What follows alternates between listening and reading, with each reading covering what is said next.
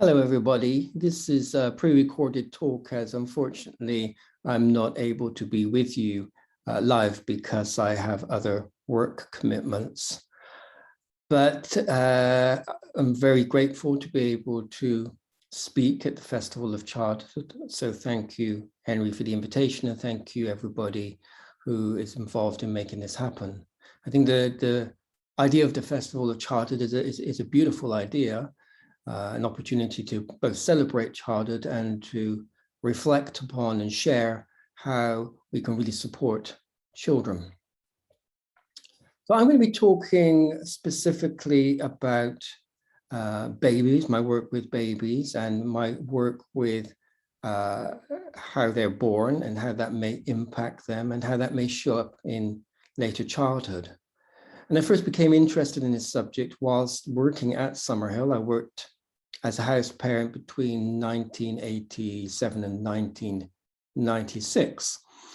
And during that time, I really devoured everything I could find that Neil had written, and also his friend and colleague, Wilhelm Reich. So Wilhelm Reich was originally a psychoanalyst, but he brought the body into psychotherapy. He began working directly with the body, and it very much informs my work now as a psychotherapist. I was particularly interested in this book, or I should say I enjoyed this book, A Record of a Friendship, the correspondence of Wilhelm Reich and A.S. Neil. And during the period of this correspondence, they both became parents, Neil with Zoe and Reich with Peter.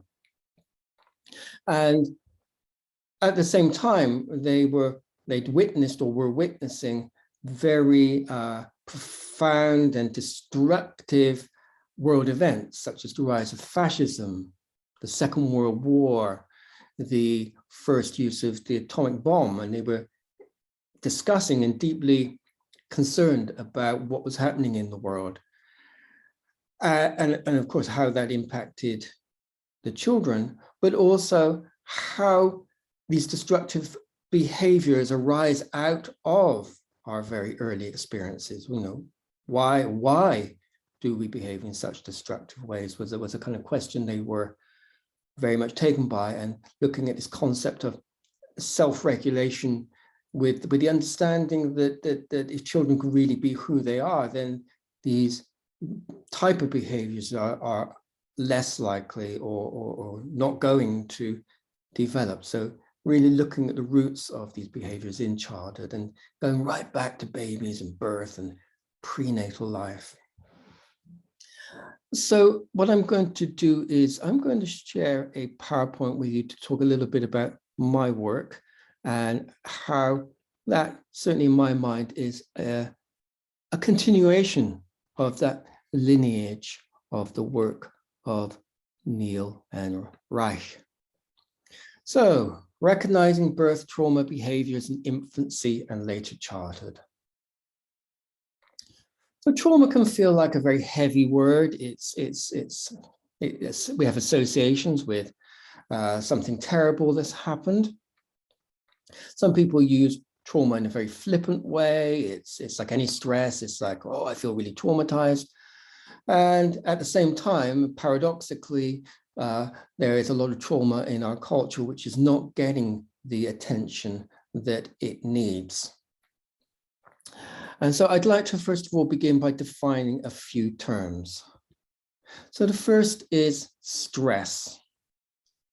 So the horizontal line represents our tolerance threshold in relationship to stressful circumstances in our environment.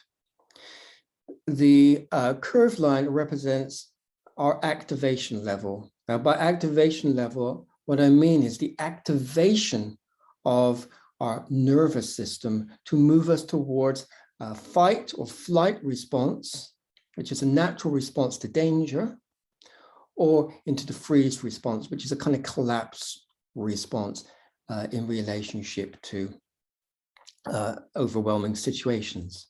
But when there is stress, stressful situations are below our tolerance threshold. So although we may move towards the fight or flight response, or we may move towards a collapse freeze response. We don't actually go fully into those states. We feel stress, we may feel some anxiety with that, but we don't get overwhelmed by it.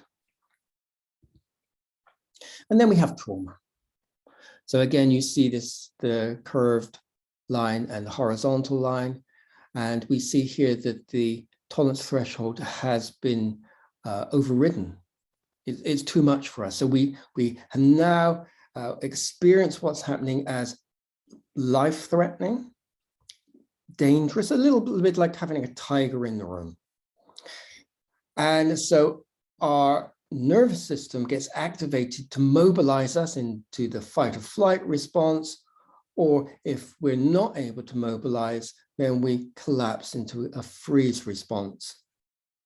And we know for that, for example, when a mouse gets caught by a cat and it begins, and the cat's playing with it, the mouse will play dead, and it will give the mouse possibly an opportunity to run away if the cat gets bored with batting it around. So trauma is when our tolerance threshold is overwhelmed. Now, trauma and stress are normal occurrences. But if we have a traumatic experience or a stressful experience and we can overcome it, there's resolution. And if there's a resolution of that, we develop resilience. So we see traumatic experiences very often as big events like a war or a car crash. But we're also beginning to understand now what's called developmental trauma. It may be at a certain stage when we were younger that there was an experience which felt life-threatening or overwhelming for us. A traumatic experience is really where an experience is too intense or too quick for us to be able to process. But if somebody can help us to pull out of that and find a resolution when we're young, we can begin to develop resilience. And we'll be looking a little at how we can do that in a minute. So if we just live within our comfort zones, we don't develop resilience. But on the other hand, if our traumas are too overwhelming and there's no resolution, we stay cycling in the fight or flight response, or we collapse into freeze. And we'll talk again a bit more about that in a moment. But trauma is different from traumatization. So trauma can lead to resilience through being resolved, or it can lead to traumatization when we are not able to mobilize ourselves to pull out of the traumatic experience, or where there's nobody to help us do that. And here what you see is that the tolerance threshold has been overwhelmed, but the person hasn't been able to drop below their tolerance threshold. So that's very different than this diagram here, where you see the person has a traumatic experience, but then the activation level drops below the tolerance threshold. With traumatization, we keep cycling either in fight or flight or collapsing into freeze. It doesn't mean it's going to be happening all the time, but it means that unresolved trauma is in our system, and it may show itself in particular circumstances. This is another way of looking at it. This is from the work of a psychologist called Dan Siegel, and he describes this window of tolerance where, again, we see the straight lines and the curved lines. And if we can function in response to external difficult situations in an appropriate way, which allows us to mobilize ourselves to overcome them, then this is optimal arousal. However, if we look at the top line where the curve goes over that, we see hyperarousal. So this is connected with the fight or flight response. We are hyper aroused. We are hypervigilant. We're tracking the environment for danger. This is very natural evolved response, which comes from our ancestors having to look out for predators in the environment. Our nervous system, well, at least our nervous system connected with survival, hasn't really developed very much over the thousands of years. It's still very much the same as it was with our ancestors. So hypervigilance, tracking the environment, feelings of panic, there's danger, anxiety, anger or agitation. Anger is part of the fight response. So these are natural physiological responses to danger. And we will see many children in our schools moving into hyper-aroused states. And this is often because of some earlier trauma, which is getting stimulated by what's happening in their present moment environment. Now, if you look at the bottom line, you see that the curve dips below that, and this takes us into hyperarousal. This is the freeze response, and in the freeze response, we numb ourselves. Whereas in hyperarousal, stress hormones flood our body. In hyperarousal, endorphins, which are pain-killing hormones, flood our system and they numb us and we shut down. And because of that, we often have poor self-care. We don't really look after ourselves very well because we're dissociated from our experience. And often we have poor boundaries. It's when we're hyper-aroused, it's hard for us to connect with others in an appropriate way. And the way we often see that in children in schools, for example, is children who are very dreamy, who can't focus, and they may get very negative feedback about not paying attention.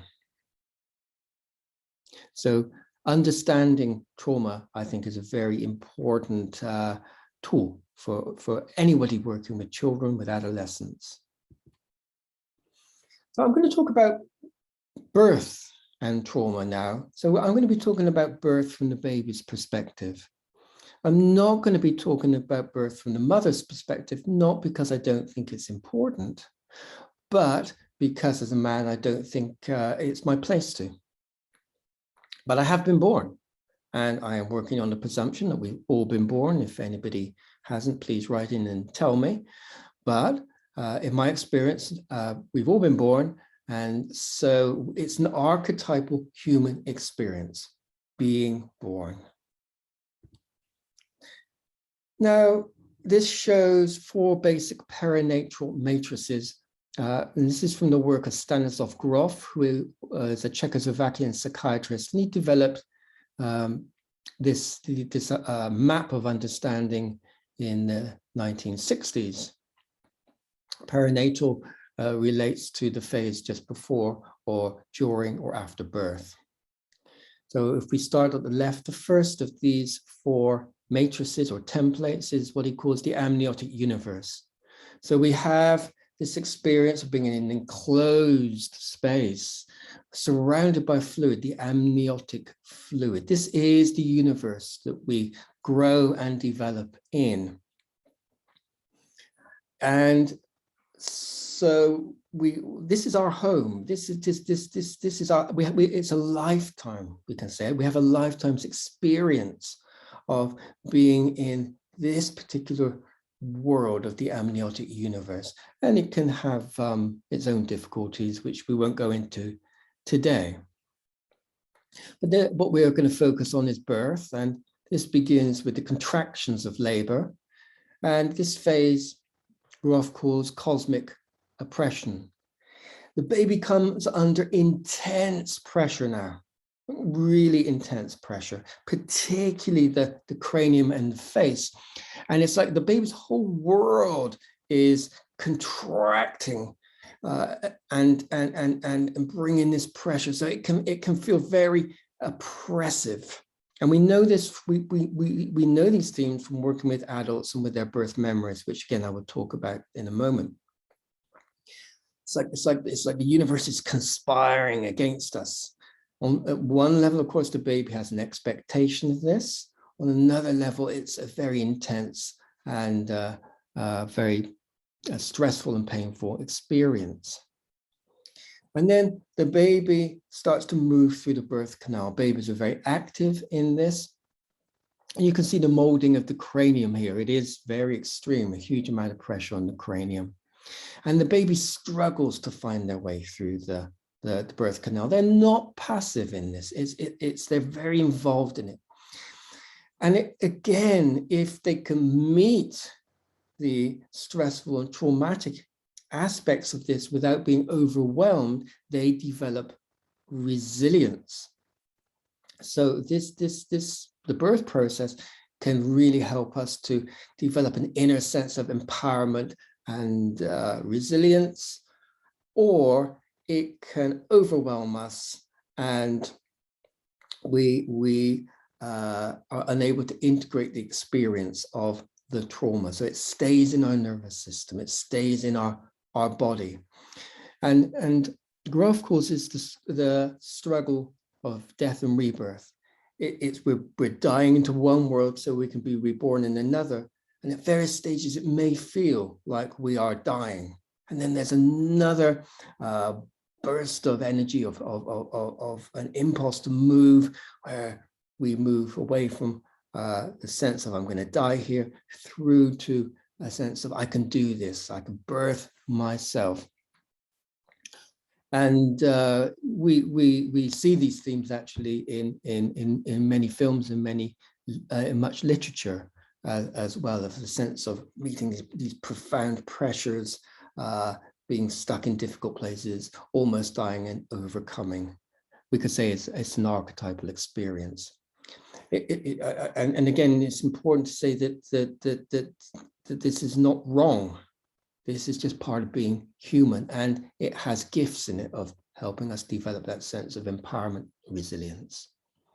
And then we have the experience of death and rebirth. So it's not the struggle anymore, but we have died to one world, the world of the womb, and we have been born into another where we meet our mother, not as we have known her from the inside, but on the outside, and we build a relationship with her at a new level through particularly breastfeeding and eye contact. This is a quote from Joseph Campbell, who's one of the great mythologists of the world. And he found a common theme running throughout the myths of the world, which he described as the hero's journey, which is exactly what I just described, but this going into a journey of extreme challenge and then overcoming it. And this myth of this kind of struggle to overcome and then become gifted by it, or let's say a better person for it, a wiser person, or a more experienced person. This myth runs throughout all the different cultures. It's this hero's journey, and he relates this to this first hero's journey that we've all been through in one way or another, of being born. And he writes, in birth, there is a passage from chthonic darkness. Chthonic means the underworld, to telluric light. Telluric means of the planet. So we emerge out of the underworld to the surface of the planet. There are the threats of chthonic and telluric powers. These powers of contraction, of being pushed out into the light, of perhaps being overwhelmed by these experiences, can feel very threatening and possibly life-threatening. There is a traumatic shock, and before the respiratory system can get underway, the little hero nearly stifles. Fear of death characterizes thereafter the anxiety felt at every life threshold. The old suffocation is recalled. Now, this is a little simplistic, and it's going to vary from individual to individual. But it's important to say that thresholds, times of change from one state to another, for example, from going to a new school, can reawaken these old birth traumas. And these myths that run throughout the indigenous traditions really show us that the people traditionally have been aware of how we're shaped by this experience. And I've worked with Indigenous elders, and I've studied many different Indigenous traditions, and they have rituals, ways of welcoming the baby and ways of helping the baby to integrate this rite of passage that begins at birth in ways we don't have in our culture. And I think we need to find ways to bring back. This is a quote from an obstetrician, a French obstetrician called Frédéric Leboy. He wrote a book called Birth Without Violence. And I want to say, first of all, he's talking here specifically about the more violent and invasive aspects of modern obstetrics. He's not here talking about birth per se. And he was very much one of the pioneers of developing more gentle ways of birthing. So he writes, "But how naive, how innocent to imagine no trace will remain, that one could emerge unscathed, unmarked from such an experience as birth. The scars are everywhere in our flesh, our backs, our nightmares, our madness, and all the insanity, the folly of this world, its tortures, its wars, its prisons." Now that's a very intense, very big statement to make.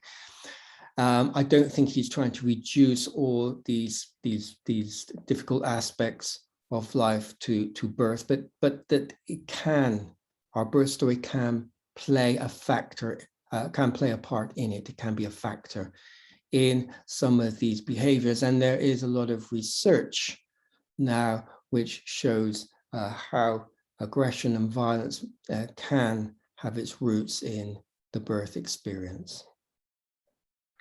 But again, I just want to say not just the birth experience. However, it is a very intense experience which does leave very intense what we call birth imprints or trauma patterns within us. I want to say a little bit about memory, and I'm not going to go into this diagram in any detail, but there is a myth that we don't remember birth, and that's based on a misunderstanding of memory. And our understanding of memory is developed incredibly over the last decade or two. And so on the left, you see this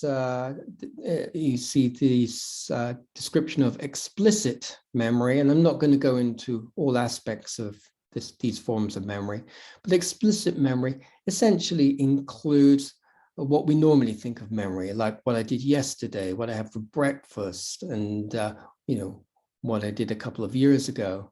So these kind of are narrative memories which we can call up quite easily. Implicit memories are very different. They involve different parts of our brain, and they're much more held in our body. This can include things like if I touch something hot and reflexively I pull it away, I remember that. I don't have to think about it next time I see a fire. What's called procedural memory is an aspect of implicit memory. For example, riding a bike. Each time I get on a bike, if I've learned to ride it, I have this knowing based on that earlier experience, which means I don't have to think about how to use the pedals, how to use the brakes. It's held within my implicit memory. And then you will see at the bottom, it says emotional intensity, trauma, and pleasure. So these very early memories, these pre-verbal memories, including birth, prenatal life, and just after birth, these are held at an implicit level as body memories. This is what we mean by birth imprints or prenatal imprints. And these memories can be stimulated by particular experiences later on in life, as we will see. This is another quote by Wilhelm Reich from a book called Children of the Future, where he talks about the source of the human no. And here he's really talking about where we learn to say no to life. Life is too painful. I don't want it. I'm going to switch off. And he writes, it, by which he means the baby, can't come to you and tell you, oh, listen, I'm suffering so much, so much. It doesn't say no in words, you understand. but that is the emotional situation. We get it out of our patients. And remember, Reich was working with the body, directly with the body. And because these implicit memories are held in the body, when we work with the body, therapeutically, that's when we can access these memories far more deeply than when we're just working with talking. Anyway, he continues. We get it out of their emotional structure, out of their behavior, not out of their words. Words can express it. Here in the very beginning, the spike develops. Here, the no develops, the big no of humanity. And then you ask why the world is in a mess. And if you look at these pictures here, this picture at the top is a baby who's just had the umbilical cord cut. And very often in modern obstetrical practice, the cord is cut too soon. It's not allowed time to really for the pulsing of blood between the mom and the baby to cease. And again, there's a lot of research to show that this is stressful for the baby, traumatic for the baby, but it hasn't found its way into obstetric practice. Well, it has to some degree, but not as fully as we would hope. Below you see an adult. This is in one of my workshops, and she, through some work we've done together, is feeling that same thing as the baby's feeling. You can see how her hands are going towards her abdomen there, and she's expressing her pain here. And being able to express this, to be able to let it move through and have it mirrored back in an empathic way, an understanding way. Wow, this happened to you. This actually really helps the trauma to move from the polarity of traumatization through to the polarity of resolution and resistance. So let's talk more about healing trauma. This is a quote from Peter Levine, who is an expert in trauma studies.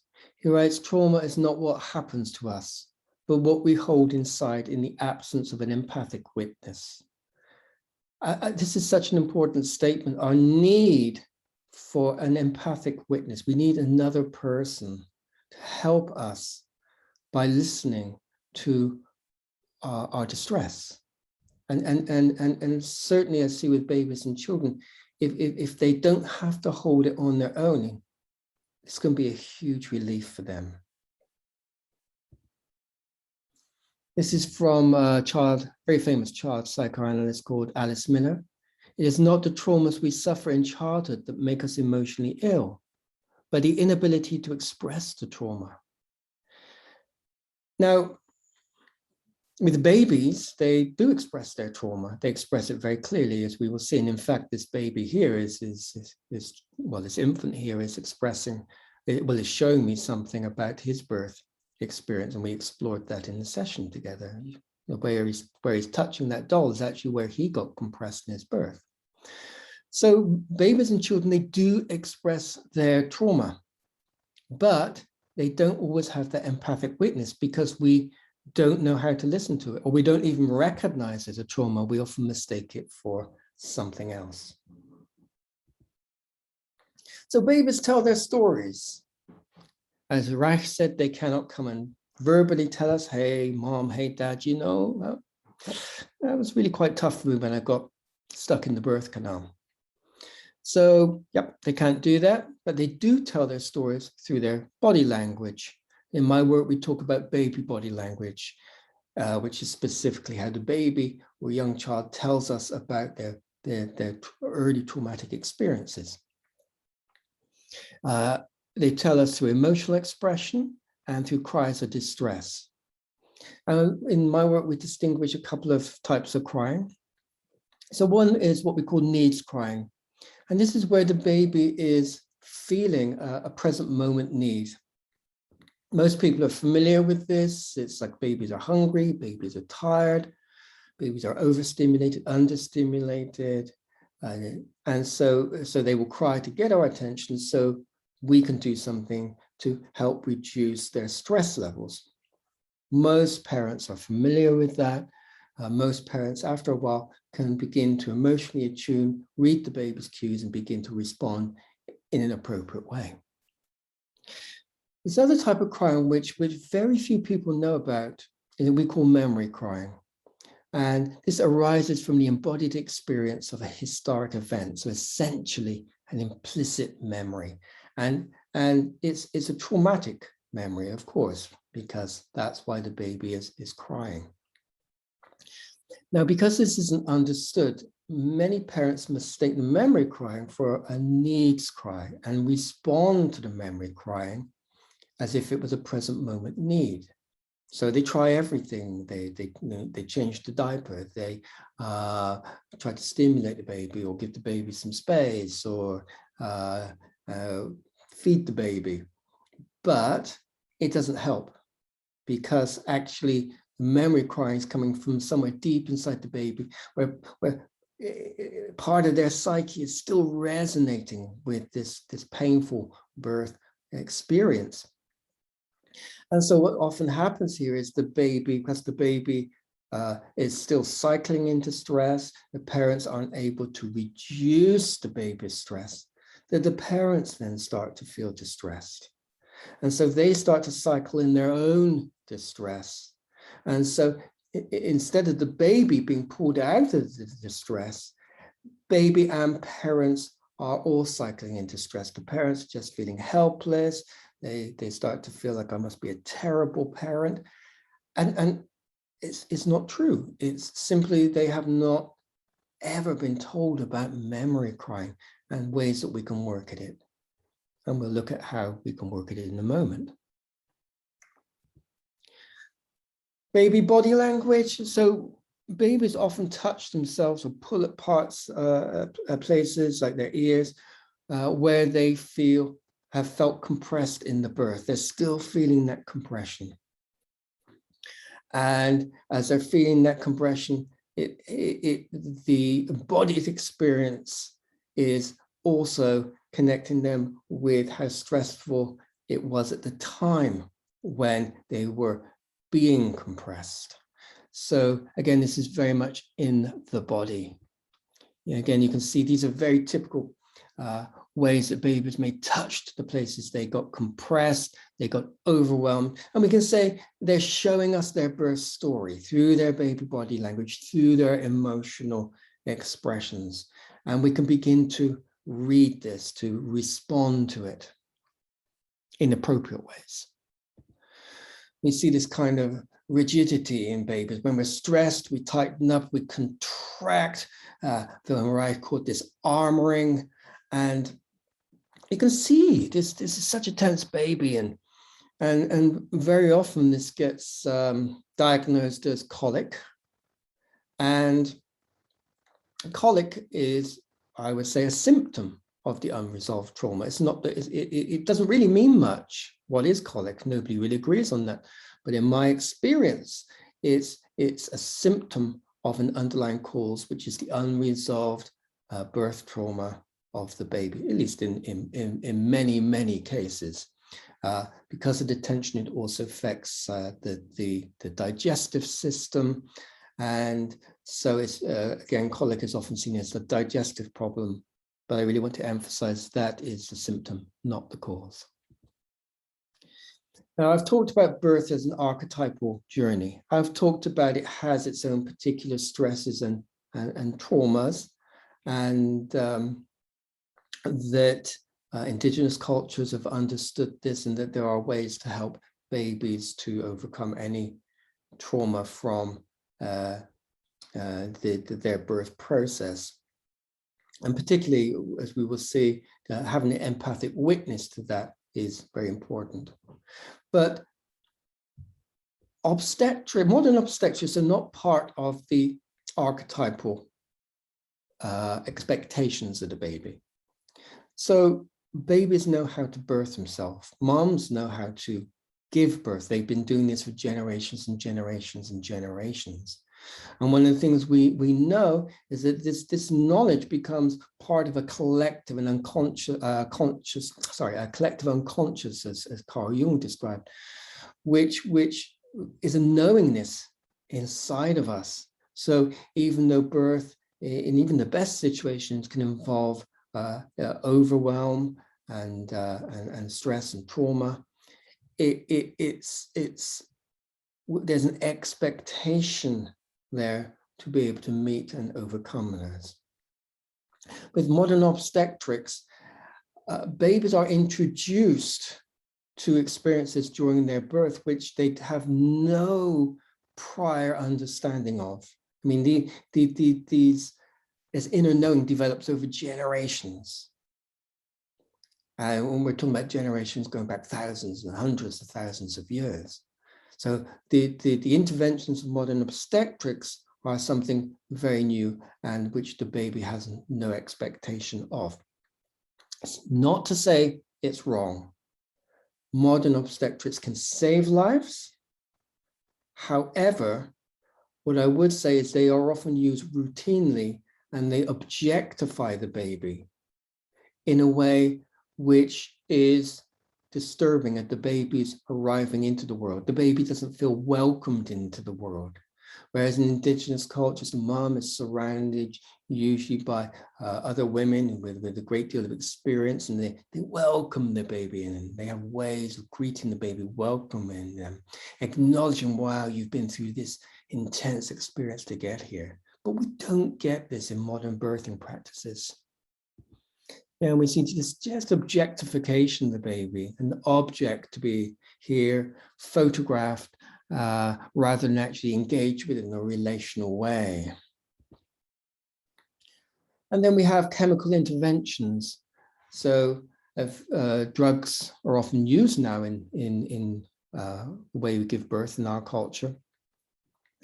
There are chemical interventions either to start the labor, if the obstetricians feel it needs to be started, or to augment the labor, which is to speed up the labor if they feel it's going too slow. Now, the contractions produced by these drugs are actually much longer, much stronger than natural physiological contractions. So these can be very overwhelming for babies and indeed for mums. I've worked with many mums in my practice who've also been traumatized through the strength of the contractions. And we talk about the intervention cascade. So once one intervention happens, then another one has to happen because of the side effects, or let's say the results of the initial intervention. So for example, with these strong contractions, it's much more likely that painkilling, anesthesia, or analgesics are used to help mom deal with the pain. Now, these drugs, these painkilling drugs, are numbing. They numb us. And so what's that like from the baby's perspective?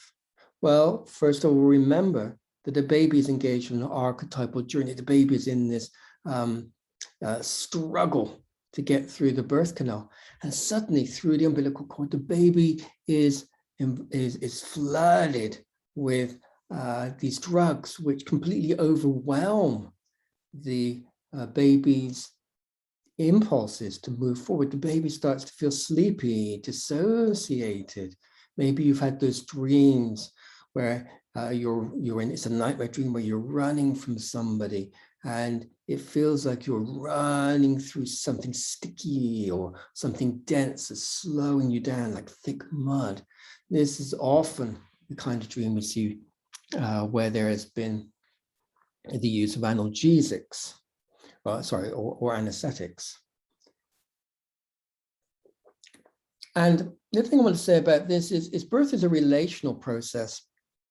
Babies have the expectation of working with mom to find a way through the birth canal. And again, in indigenous cultures and in many of the modern natural birthing traditions, mom is able to move around and she can feel where the baby is and she can move with the baby. But here she's numbed, and she may well, almost certainly at this stage, be on her back. So she can't move, she can't feel the baby, and the baby cannot feel the mom. So she disappears here. And so in the process, an intense process where he expects to be working with the mom, he or she are on their own, struggling, feeling overwhelmed by this kind of alien substance coming through their umbilical cord. And then we have mechanical interventions like forceps, the vacuum extraction, C-section, the fetal monitor on the head, the breaking of the waters, and many interventions that happen just after the birth. We describe these as mechanical interventions. And again, they can be life-saving, but they do also leave these traumatic imprints, which if we can work with, we can help the baby to resolve the trauma. But we have to know, we have to look at this. It's a little bit like climate change. It's a kind of inconvenient truth. But if we don't look at this, the implications are worse than if we do. So I'm going to focus on one particular intervention here, which is the cesarean section. Now, I just want to be really clear about this. I'm using this cesarean section as one example of a birth theme, and how I'm going to talk about how it may show up later in life. And it's just an example. I'm not saying it's more, I'm certainly not saying it's less traumatic than any other type of birth. I'm just saying it has its own particular themes, which we may see show up later on. So please keep in mind, this is an example. I could use many examples here, including different stages of moving through the birth canal and possibly getting stuck there. So the cesarean section or C-section, there are two types. One is the elective. This is when, for medical or sometimes cosmetic reasons, the obstetricians with the mom, they have a date for the surgery to deliver the baby through the C-section. And so the baby doesn't actually get to engage in the birth process at all. And again, there may be good reasons for why this has to happen, or sometimes they're not so helpful reasons, certainly from the baby's perspective, such as cosmetics. And then we talk about the emergency C-section, which is where the baby has engaged with the birth, is descended into the birth canal and has got stuck and has got into some kind of distress, or sometimes because the labor is not proceeding at the speed that the obstetrician thinks it should be. Now, again, here we can say that this can be life-saving and helpful, and sometimes it's used when it's actually not necessary. This is just showing you a baby being born by cesarean. I particularly want you to pay attention to the obstetrician's hands and the way the obstetrician is gripping this baby's delicate cranium. And the baby, particularly, well, if it's an emergency cesarean, the baby may be quite stuck into the pelvis and may really need to be pulled out in quite a strong way, a bit like trying to pull a cork out of a bottle. And so this can make this area around the neck and the back of the head incredibly sensitive for babies who've experienced this very rough handling. So a cesarean birth is not necessarily an easy birth. Many people think it is, because the baby doesn't have to go through that life-death struggle of moving through the birth canal. But I would say here very clearly it has its own stresses. Now, I'm going to show you a little bit of film, which is just a metaphor for what a cesarean can feel like to a baby. And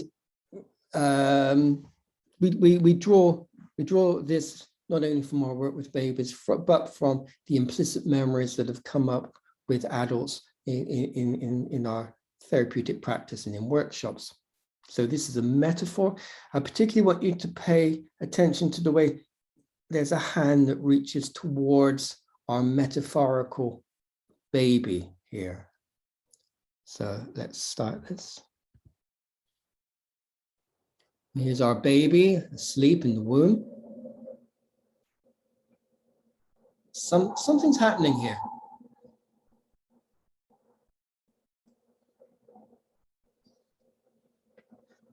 Confusion, what's going on? Got to go back to rest. Hang on, something needs attention here. So this open window is a little like the little bit like the place where the obstetrician's hand comes in. There's light here. In the dark world, there's light.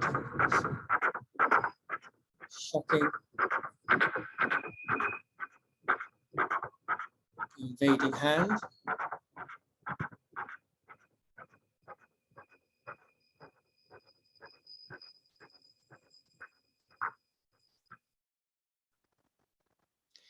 So clearly this is a film about alien abduction. And one of the things that's kind of interesting here is that many cesarean, well, not many, but certainly some cesarean adults have flashbacks, which they interpret as I was abducted by an alien. So the bright lights often associated with this spaceship up in the sky, bright lights come on. The bright lights of the obstetrical birthing scene here can be remembered in a certain way. That it feels like something up there with these bright lights shining down, then the invading hand coming in. So something's coming for me here. And when the obstetrician is delivering the baby, of course, the obstetrician has a mask on and the hat to cover the hair. So the eyes are emphasized. And you see in these flashbacks of these cesarean babies that it can look a little like these kind of stereotypes of these aliens with big heads and with big eyes. So we often see this kind of correlation. And of course, this isn't an alien experience. It's not something that the baby is prepared for, both in terms of the invasion of the chemicals, the invasion of the hand. And of course, then the baby is taken up into the sky, a little bit like being taken up into a spaceship. So in the same way that we know soldiers get flashbacks after the war, these implicit memories can appear as flashbacks, which we may interpret in a certain way. They may also appear in dreams as well. So I'm going to show you a little bit of film now, working with the baby. I'm going to stop it every now and again and talk about it to tell you what's going on here. But a couple of things. First of all the films I'm using they're used with permission. These are filmed usually in workshops. And in this case, it's a workshop in Italy. So you will see these Italian parents. I have a translator with me. And the baby that you're going to see was an emergency cesarean who got stuck in the first stage of birth as he was descending down into the pelvis. He got stuck and needed to be delivered by the emergency cesarean. And the type of crying you will hear, it's very high-pitched crying. It's a very typical type of memory cry. And what you see here is it's just a segment taken out of the session, and this baby has already been crying for about 15 minutes, and we've been just holding that space to observe and be curious about what's happening here for the baby. And so just be prepared that the crying can be quite activating. So just notice that if it's activating for you.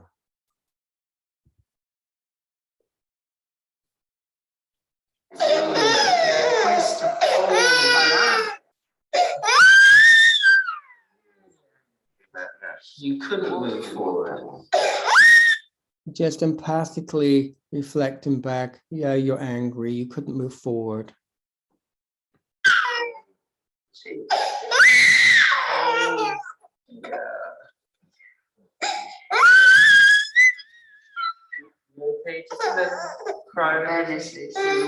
Still feeling. Now notice how this baby is rubbing his face now. And the mum stroked him in the place where he'd actually been compressed in the birth. She didn't do that deliberately. It was intuitive. You often see that.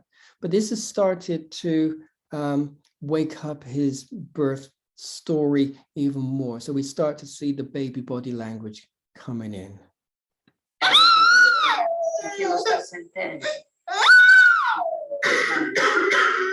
Touching places where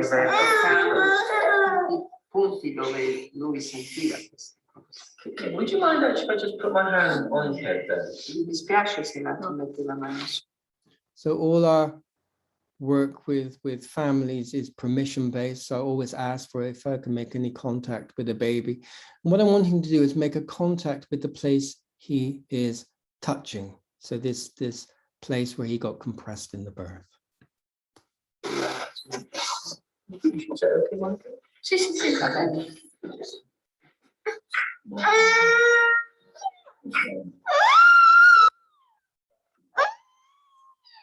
Oh. So he pushes my hand away. And I let him push my hand away. Now, as I'm going to explain to the mom in a moment, this is a place where he got stuck, where he felt helpless and overwhelmed. We know this through his crying. We know it because this is a very active birth story for him because he's touching this place again and again and again, as you will see. So he could not mobilize himself in any way to push through this bone, this bone in the mom's pelvis, which he was jammed up against. But here he can mobilize himself by using his hand, his arm to push me away. So in the place where he felt overwhelmed and helpless, he is now empowered. And this is an important part of how we move from traumatization to being able to bring in resilience through a particular movement here. And so let's see more of that. So I'm going to give you the opportunity to push my hand away because he couldn't push the bone. He's touching the other side a lot more, but I have to be a little bit sensitive here because his head's right up against the mom's breast, and certainly one thing I don't want to do is creating an inappropriate contact with her as we're exploring this. But you'll see the opportunity arises to work on that side in a moment.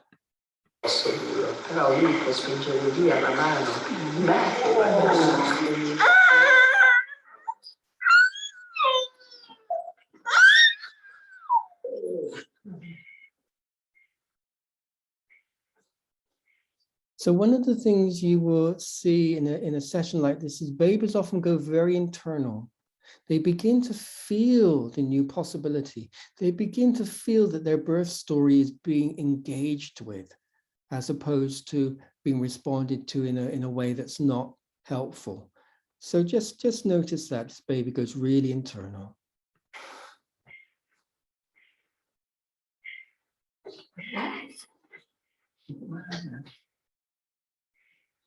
There's my opportunity. And I also want you to pay attention to the deep contact the baby makes from me at this stage. It's like we're engaged here. We're in a process. And you often get this really deep contact when you're responding to the birth story in a way which is appropriate for the baby.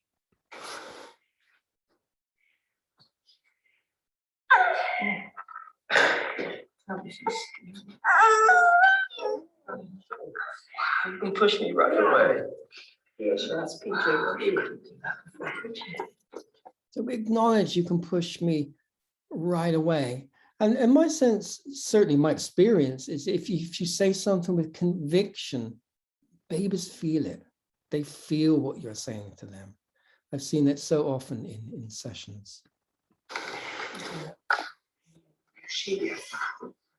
And notice the crying now stopped. We've been crying for about 20 minutes before we were able to engage in this.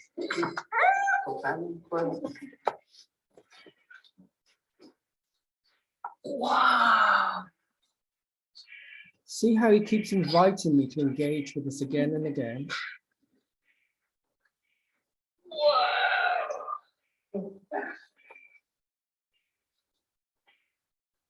Just feeding into that's another possibility. You can do that. Un'altra possibilità, qualcosa che non ha potuto fare allora penso sì.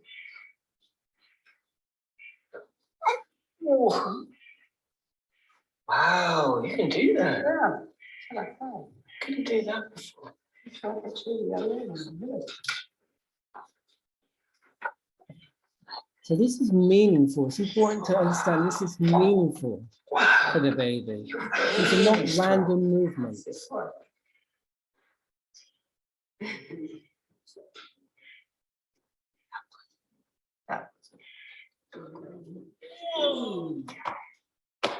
Gosh, you are really strong. Wow.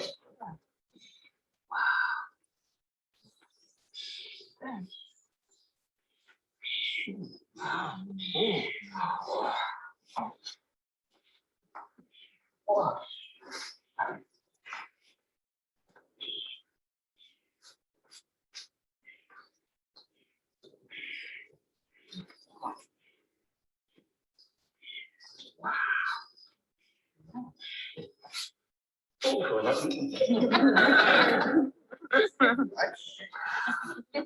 So what you see here is this baby begins to stop me sooner.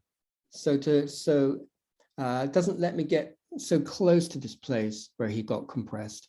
And this is another aspect of what's happening here, because remember what I said about the obstetrician's hand invading.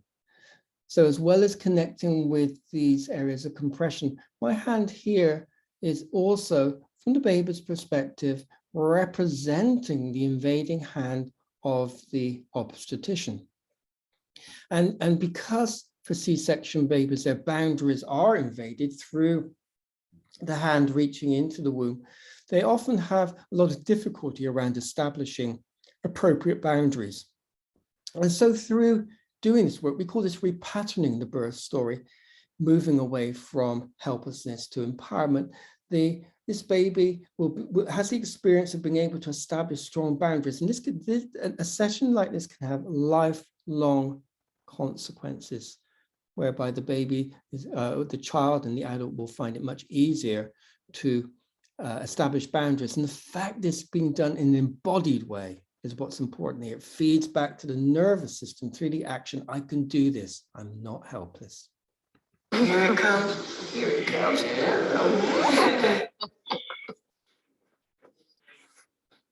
it comes. Here it comes.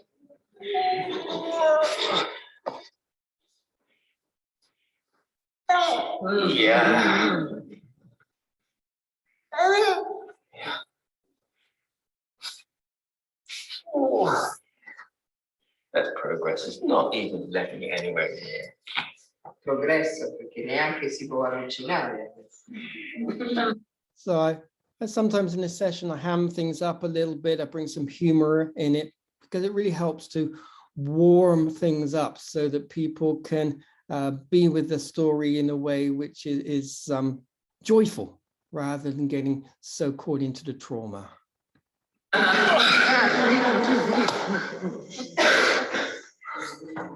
Oh, you're pushed. You're strong. I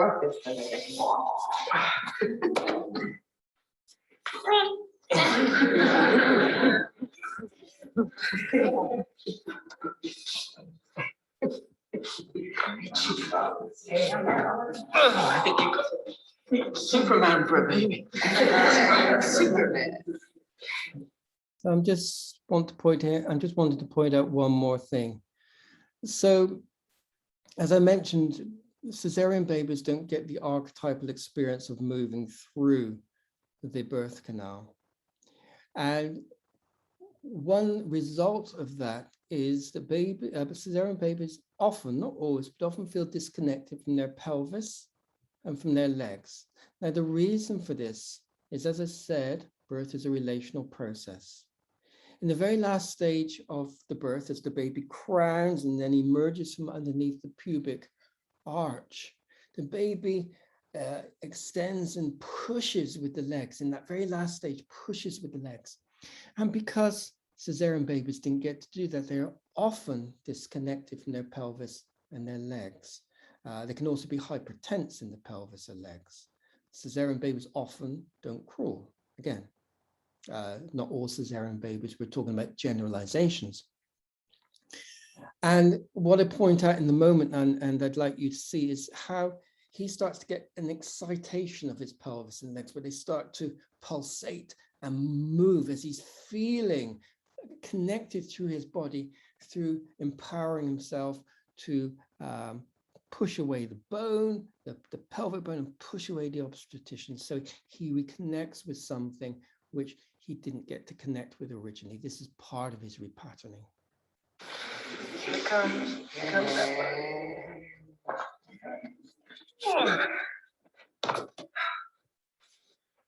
There we go. You see that movement now. He's ready.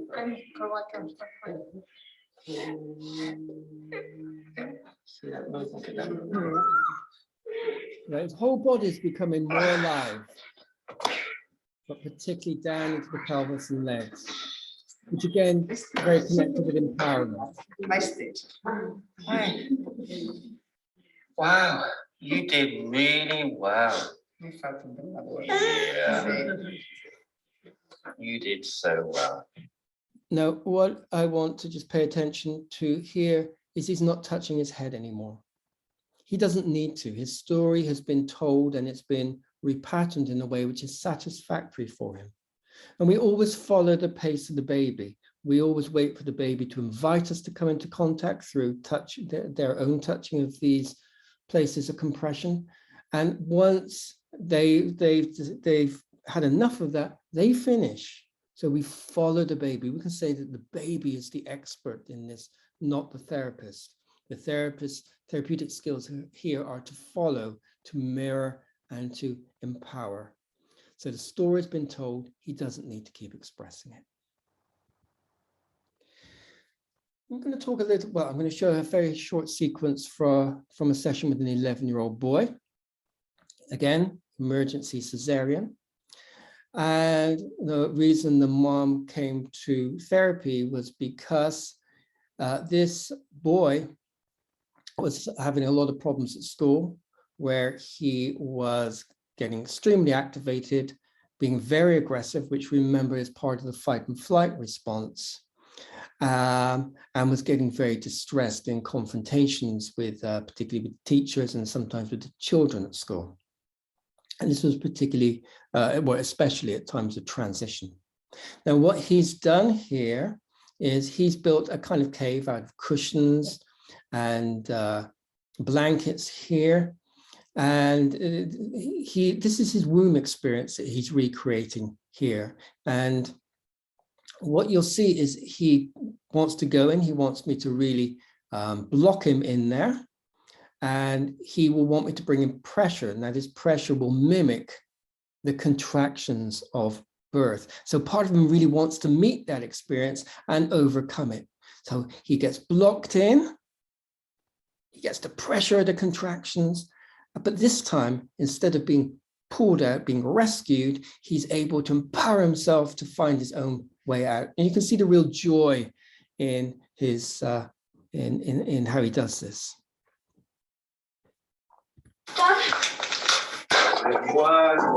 One more. Are you going to block my feet? I'll block Where your am I feet. getting? Yeah, so if you want to get yourself in there.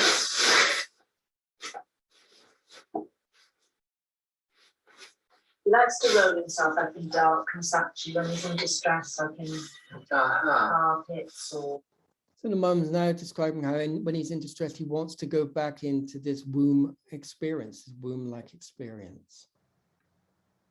Rugs or covers himself with a rug or whatever. Okay, well that makes sense. How are you doing in there, camera? Yes. Okay. Okay, so I'm going to bring the pressure on. So he's asked for the pressure here. So I'm now going to mimic the contraction. Here it comes. Oh, big pressure.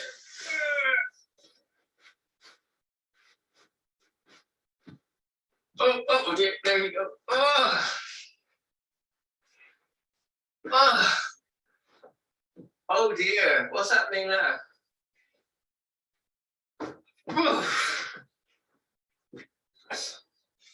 So I just want to say something about what happened there. Each time he came out, he would grab a cushion and he would throw it at me.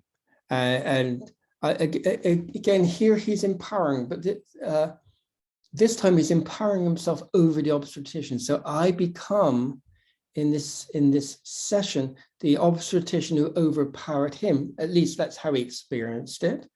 He is now able to overpower me. And I will show you why I think this is the case in the moment. So let's just move on from that.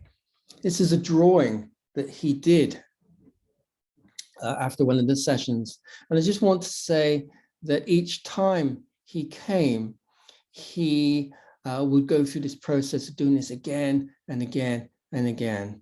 And as with many of these children and babies I've worked with, as they go through this process, they repattern this process and feel empowered as opposed to helpless, the difficult behaviors diminish. Doesn't mean they always go away, but they diminish. And also one of the things his mum reported is he became a happier boy. So again, as well as the symptoms, diminishment of symptoms, we look for the general sense of well-being of the child. Now, what you see here in this drawing is here he is, he's in the center. So he's really taking the space there as well. You can see how powerful he looks there. And he's holding one of those big red cushions and he's about to throw it at me. So here he's drawn me buried underneath all of these cushions. Now, occasionally what he would ask in the sessions is if he could bury me and he could try and stop me getting out. So again, this was part of his repatterning the process that he could be in the position of stopping it and seeing me try to push my way out. And he would really enjoy that. But what's particularly interesting for me here is if you can see it written there, Matthew buried in pillows. And you see my hand, he's drawn my hand pushing out from the pillows. Now remember the obstetrician's invading hand.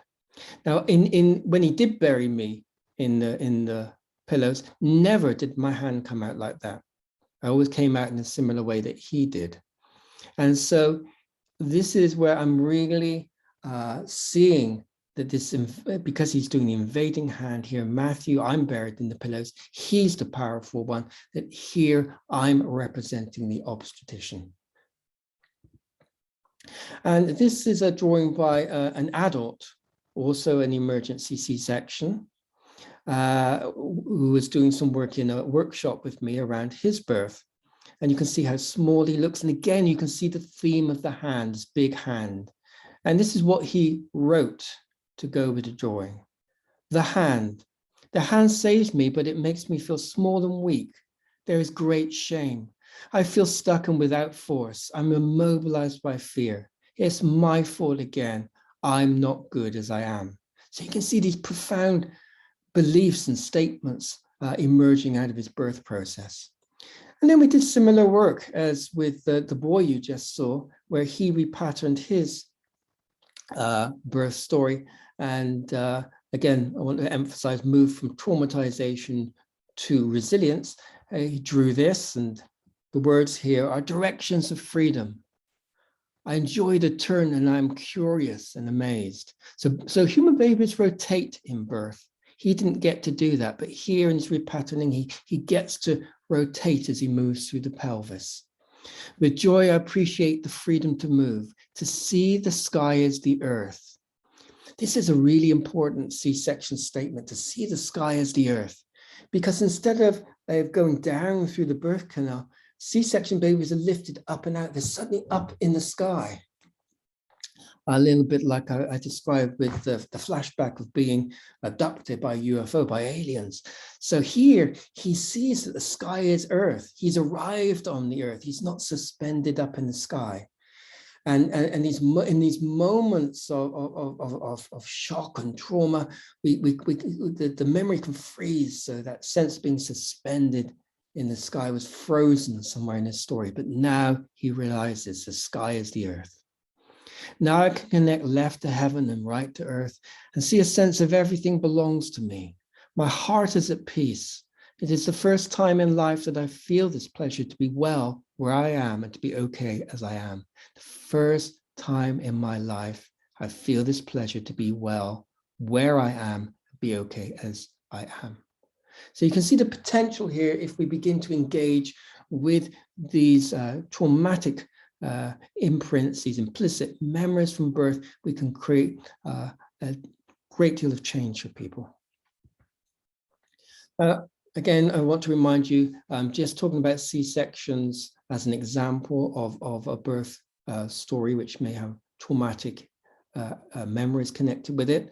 And how I want to just go through these so you can see how these may show up later in childhood, particularly in school.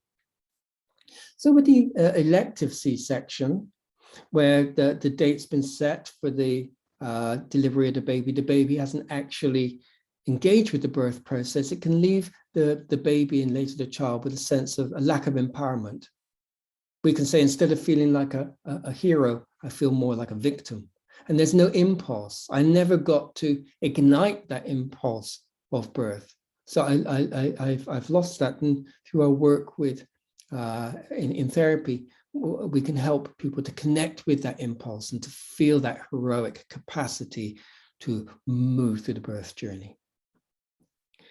Overwhelm and defeat for the emergency C-section. So here it's like the baby's engaged, they're in their hero's journey, and it maybe they could have found their way through, maybe they couldn't, but either way they get defeated in it. They don't get to complete the journey they began.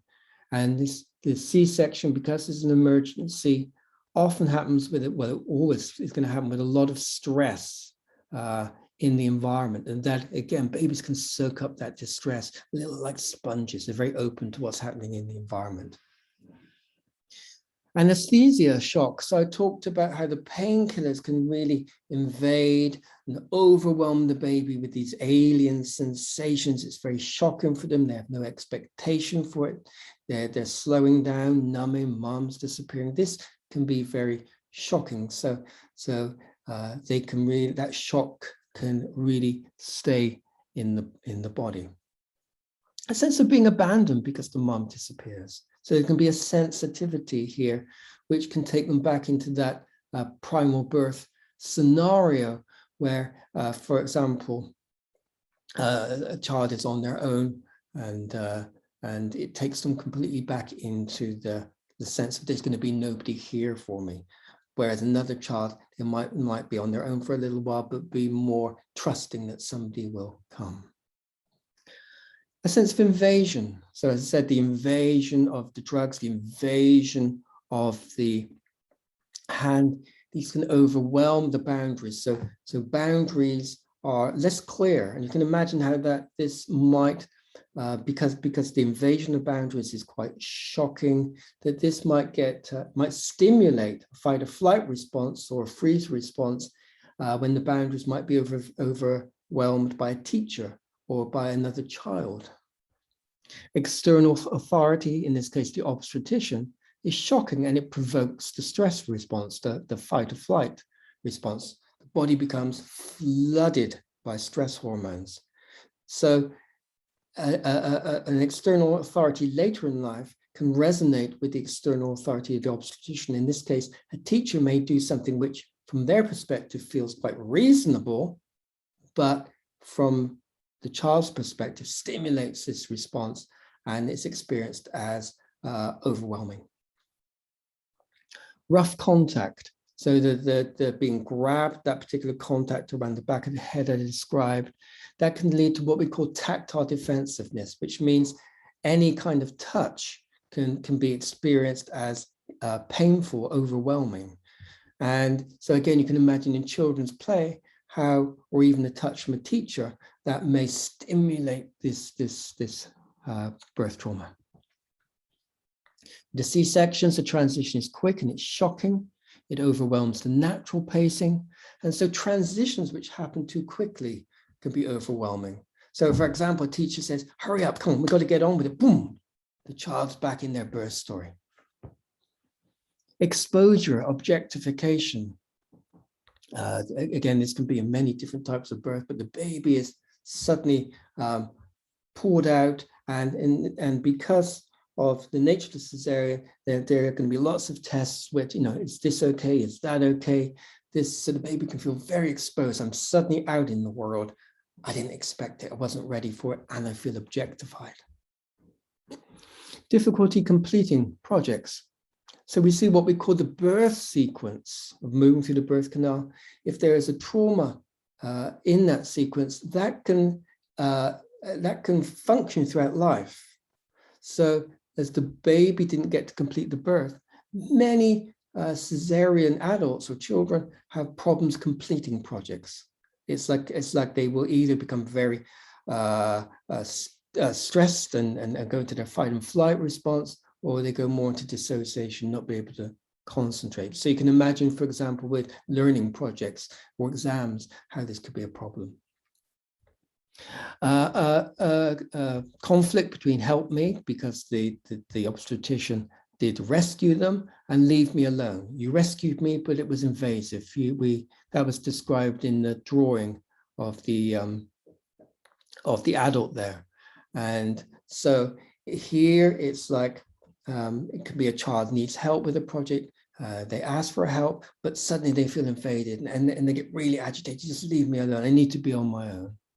Again, we see these getting acted out later on in school. So something missing. So the sense of something missing, because the psyche expected this archetypal journey, didn't get it. So a lot of cesarean babies feel like, well, there's something wrong with me. There's something missing. And again, we can, if we're aware of where it comes from, we can start to repattern that. Low self-esteem. I can't do it. I'm lacking something essential. I always fail. So the lack of self-esteem from not being able to complete that journey can show up as a lack of self-esteem in other areas of life too. Lack of power, the disconnection with the pelvis and legs. I've already talked about that. We often see that with C-section babies. And the learned helplessness. So any place where a baby got overwhelmed in the birth process, cesarean or not, and there is a sense of helplessness, it can leave a tendency later on in life to collapse into helplessness rather than feel, I can do this. And again, we may see this in school in various different ways. So I am just going to come out of that and bring our talk today to an end. So just as my final words, I want to say that it takes a lot of training to really work deeply with these early traumas. And what I hope from this talk is that first of all, your curiosity will be stimulated. You will perhaps be curious to learn more. And to be curious in any behaviors way, if you're working with children, what their birth history is. Now, you might know that, you might not know that. But to again, perhaps hold some empathy that maybe the child is not behaving in a certain way, which we may deem as inappropriate, because he or she wants to, but because the child is being brought back into their birth story something in the environment is stimulating that. Now, I've shown the importance of empathic witnessing. And so to actually witness a child then, even if we don't understand the story, to say, I can see you're really angry. I don't know why you're really angry. Can you help me to understand that? Is there, what can we do here? Or I see you're really struggling to finish this project. I wonder what's happening for you. What do you feel you need right now? So we start to engage and get curious. And I would also like to suggest, if you're interested, learn more about trauma, learn more about how trauma gets stuck in the body and how it may show itself. There's one particular book I would like to recommend, and it's this one. And it's called Trauma Through a Child's Eyes by Peter Levine and Maggie Klein. It's a great book. It's got a little bit on birth and babies in here, but it deals with other aspects of early trauma too. So if we can understand this tendency we have with trauma to either move into the aggressive fight or flight responses and the need to mobilize, or collapse into the dissociation and numbing, the dreamy qualities, we can begin to track what's happening for a child and understand their behavior, and that can only be helpful for them. And so to finish today, I want to quote again from Wilhelm Reich, and this is a quote that I came across many years ago at Summerhill, and it stayed with me and still continues to inspire me. Civilization will start on the day when the well-being of newborn babies will prevail over any other considerations. When the well-being of newborn babies will prevail over any other considerations. Now, I would just like to add to that, and of course, all the ways here that we're working with children's experience, Neil's democratic approach, whereby the school is there to fit the child. This naturally allows many of these traumas to resolve through play, through interactions. And so the way we educate children, the way that we welcome them into the world in ways which help them to really connect in with themselves and the wisdom in their own bodies and minds that knows what they need to do. This is, I think, the core theme that many of us share. So on that note, I want to really thank everybody for listening. I hope it was interesting, and I hope it will stimulate your curiosity to learn more. And yeah, many thanks. All the best.